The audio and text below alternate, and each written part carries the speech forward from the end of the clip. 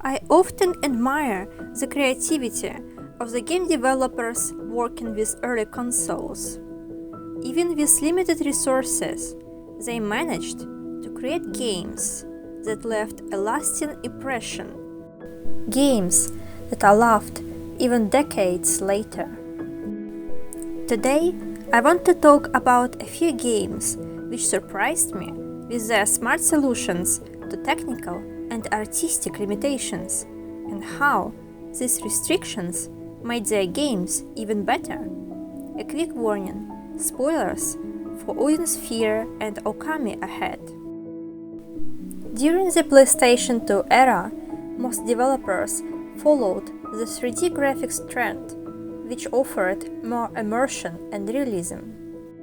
For example, the producer of Castlevania, Koji Igarashi, said, "The good point about 3D gaming is bringing the actual, reality-based environment to gaming.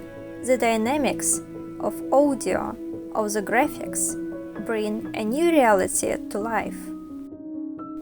However, the downside was that 3D also altered the original art style.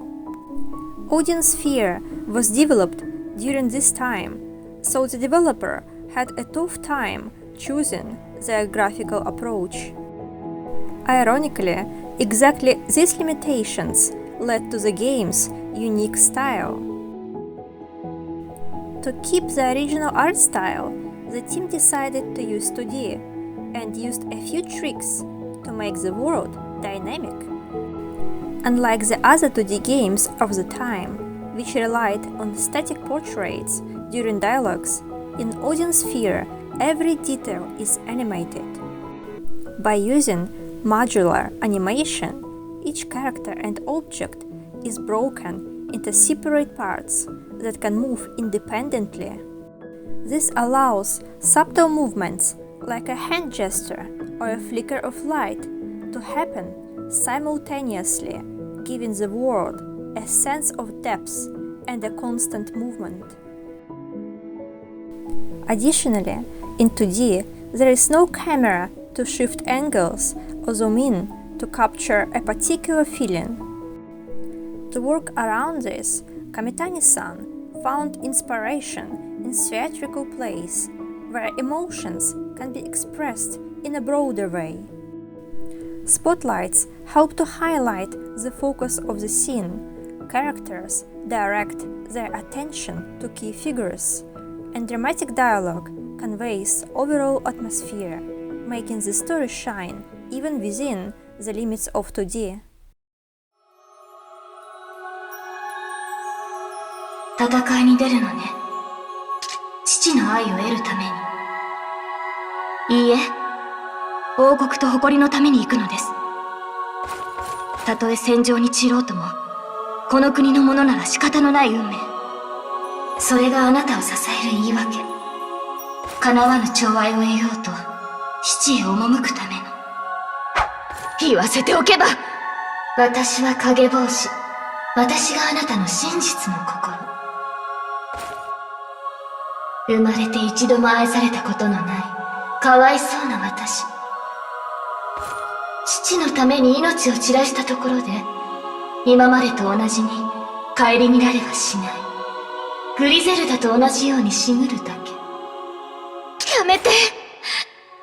この身を捧げてお仕えすれば、お父様はきっと愛してくださるわ。きっと。In the time when 2D was considered stagnating, outdated even, Odin Sphere proved everyone wrong. The small team, having limited resources, created an immersive, magical world, an old fairy tale, inviting us to join its story.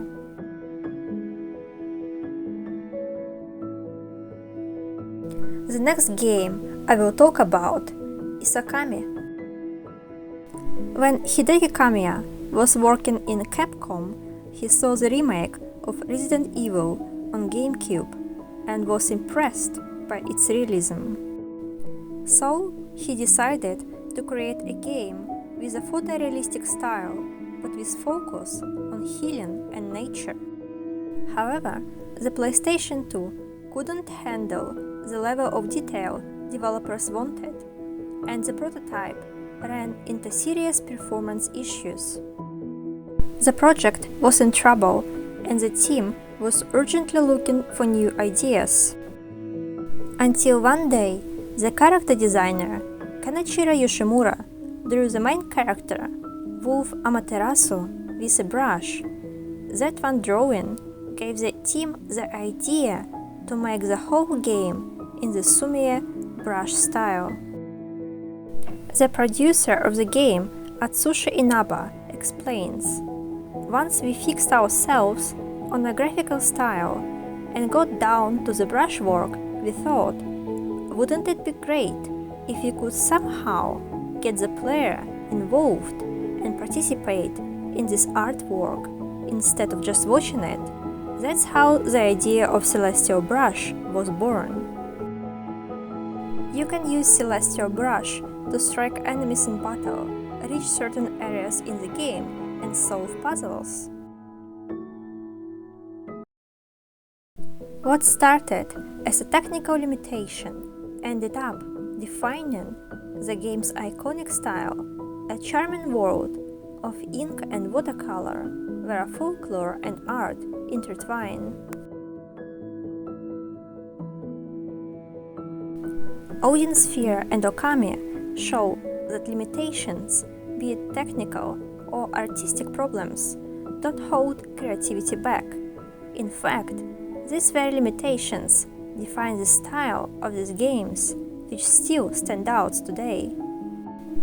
Thank you for watching my video. Do you know other games which style was born from some restrictions? Please let me know in the comments.